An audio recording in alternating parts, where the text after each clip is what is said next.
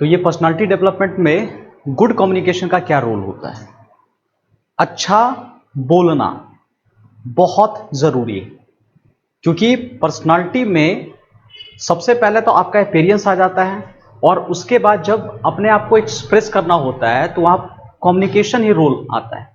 आप कैसे बोलते हो, कैसे खुद को एक्सप्रेस करते हो, ये सारा का सारा मैटर आज करने वाला है। Got clear? तो आज इसमें हम लोग देखेंगे, डिटेल में पढ़ेंगे कि आखिर कम्युनिकेशन क्या होता है, इसका इंपॉर्टेंस क्या क्या है, आपके लाइफ के कौन कौन से पार्ट में इसका इंपॉर्टेंस, कम्युनिकेशन को कितने कैटेगरी में डिवाइड किया हुआ है। 4 कैटेगरी हम लोग देखेंगे और हर कैटेगरी को इंप्रूव करने का क्या क्या तरीका है। तो आज इन्हीं सारे टॉपिक पर आज हम लोग डिस्कस करेंगे। Communication is the ticket to your success if you pay attention and do it effectively. तो आप लोग कॉपी निकाल लीजिए और लिखिए पहले आज हम लोग क्या क्या सीखेंगे। आज का टॉपिक में आज हम लोग क्या क्या सीखेंगे। First is what is communication. Communication क्या है, सबसे पहले तो हम लोग ये सीखेंगे कम्युनिकेशन क्या है। दूसरा हम लोग सीखेंगे कि इसका बेनिफिट क्या है, कहां कहां इसका बेनिफिट इसका हो सकता है। 4 कैटेगरीज ऑफ कम्युनिकेशन क्या है। कम्युनिकेशन क्या है, 4 कैटेगरी ऑफ कम्युनिकेशन क्या है। बहुत अच्छी तरह से एक एक चीज मैं अभी आपको एक्सप्लेन करूंगा कि एग्जैक्टली क्या क्या है। 4 कैटेगरी ऑफ कम्युनिकेशन क्या है, पहला, दूसरा, तीसरा और चौथा। पहला होता है वर्बल,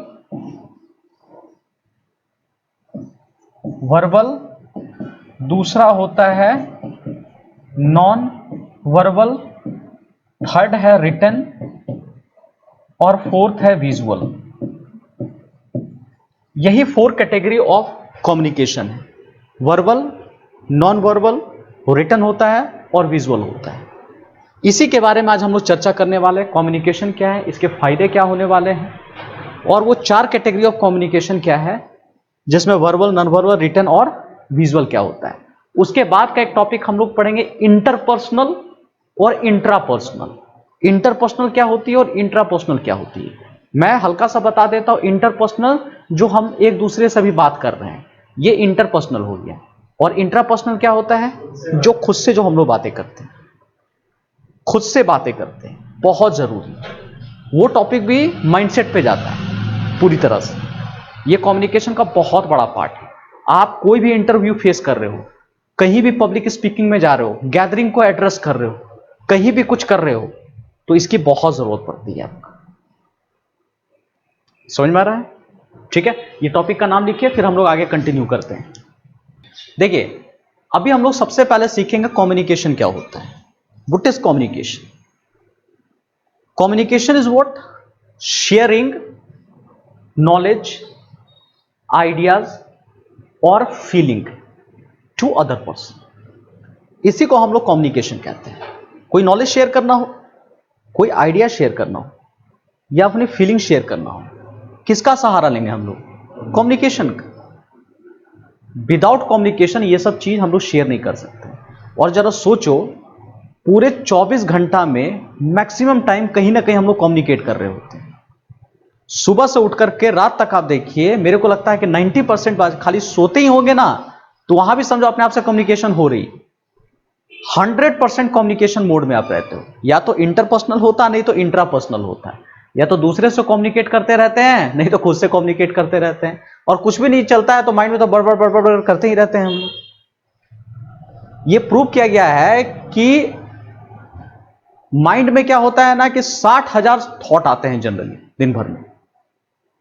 60,000 थॉट आते रहते हैं और जिसमें से 90% थॉट क्या होता है? नेगेटिव होता है।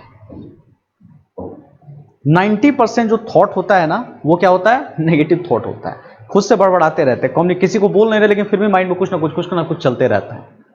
बस समझ आ रही है? तो कम्युनिकेशन आपके पूरे लाइफ टाइम का पार्ट है, जिंदगी भर का पार्ट है। इसलिए बताया ना, ये पर्सनालिटी डेवलपमेंट कोर्स एक ऐसा है जो समझो कि हर दिन करने की जरूरत है, पूरी जिंदगी करने की जरूरत है। ये सब आदत बनाने की खेल है। ये पर्सनालिटी एक दिन में, 2 महीना, 5 महीना में नहीं बनती है। ये रोज इस पे काम करना पड़ता है, रोज इसको निखारना पड़ता है, रोज पॉलिश करनी पड़ती है। और जितना आपका पर्सनालिटी बनेगा उतना आपका सक्सेस जल्दी मिलना होगा। एक होता पोजिशनल पावर और एक होता पर्सनल पावर। पोजिशनल पावर और पर्सनल पावर समझ में आता है क्या होता है? किसकी पर्सनालिटी अच्छी होगी? पोजिशनल पावर अच्छा है कि पर्सनल पावर अच्छा है? पर्सनल पावर अच्छा है। आपको 2 एग्जांपल बता रहा हूं मैं। जो अभी टॉप पर्सन है मोदी, इसकी पर्सनल पावर है कि पोजिशनल पावर? पोजिशनल पावर है, गलत। इसकी generally personal power. Rahul Gandhi, positional power. बात समझ में आ रहा है ना? उसको पोजीशन मतलब कि चलो परिवार में एक मिल गया, एक करके प्रेसिडेंट एक बना दिया गया है, उसकी पोजिशनल पावर। बात समझ में आ रहा है ना? जबकि मोदी की अपनी पर्सनालिटी है, अपना ब्रांड वैल्यू है इसकी। समझ में आ रहा है ना? तो always personal power is more important than personal power. आप किसी को कम्युनिकेट अपने पोजीशन के दम पे नहीं कर सकते हैं।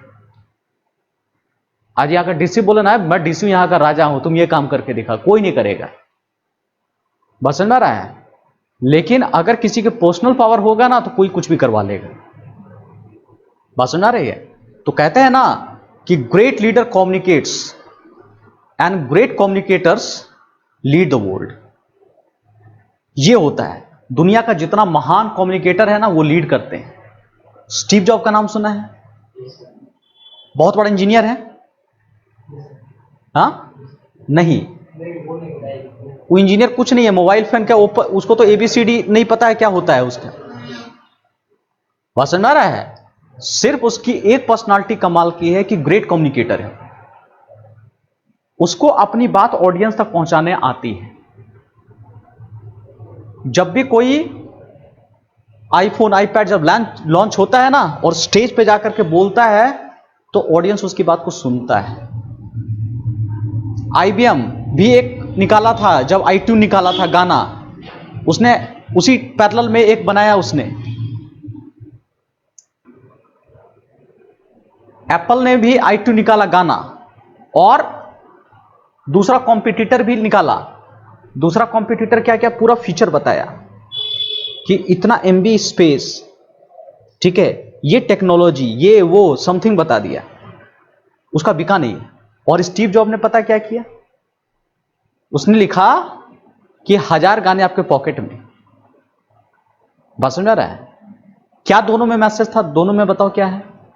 क्यों इसकी iTunes ज्यादा बिक गई? ये मार्केटिंग सेल्स में भी बताई जाती है ये सब टेक्निक।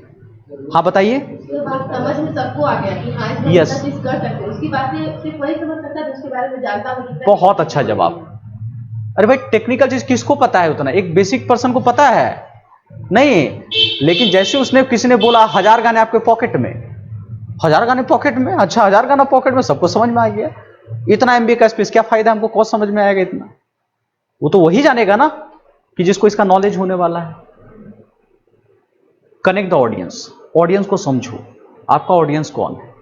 कम्युनिकेशन करने से पहले, प्रेजेंटेशन करने से पहले, यह आपको सबसे ज्यादा जरूरी है कि अपने ऑडियंस को समझना पड़ेगा।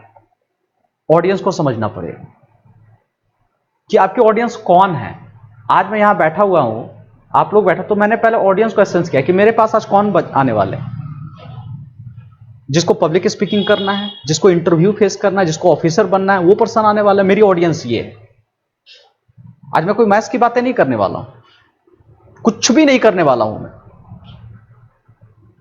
एक ऑफिसर कैसे बनी जाती है, एक ग्रेट लीडर कैसे बना जाता है, एक टीम लीडर कैसे बना जाता है, वो आज मैं बातें करूंगा आपको। और यही तरीका है कि कम्युनिकेशन एक तरीका बचता है।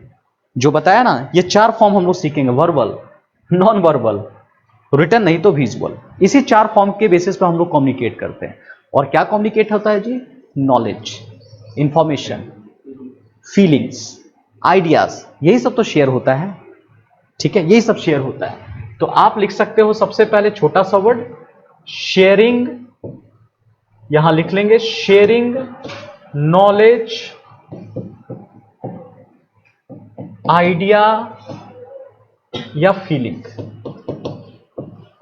टू अदर्स, ठीक है, अदर्स एंड हिमसेल्फ लिख लीजिए, ये भी एक कम्युनिकेशन है, खुद से, हिमसेल्फ, खुद को, इसी को हम लोग कम्युनिकेशन कहते हैं। यही हमारा कम्युनिकेशन का पार्ट है। ये हमारी गोल्डन स्टेटमेंट है कि great leader communicate and great communicator lead the world. और जो बताया, communication is the ticket to success if you pay attention and do it effectively. Success की चाबी हो जाएगी, गारंटी हो जाएगी अगर कम्युनिकेशन बहुत अच्छा हुआ है आपका।